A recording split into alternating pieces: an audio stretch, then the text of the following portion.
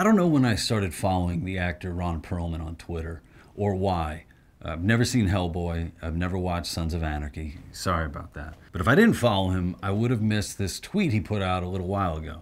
He wrote, and I'm not going to try to do a Ron Perlman voice because I don't know what he sounds like. Did I ever tell you about when Harvey Weinstein told me to make sure I shook his hand at a charity event? So I stopped in the men's room and pissed all over my hand, then went straight up to him on the receiving line?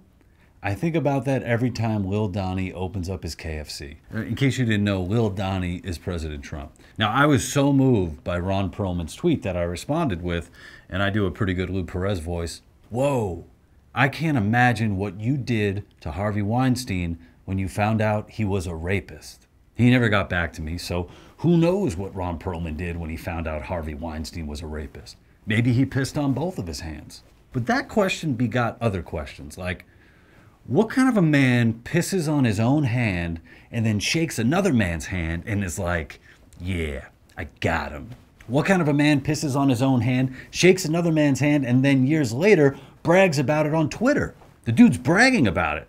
Now, I can't help but think that we are in a weird place when a grown man who's played a creature from hell and a badass dude in a biker gang, all tough guys, thinks he's somehow being heroic by admitting he did that. It's hard to imagine, but in that tweet, Ron Perlman comes off looking more pathetic than Lil Donnie. What would any of those characters Ron Perlman played have done to Harvey Weinstein? Would they have been like, I ain't shaking your goddamn hand?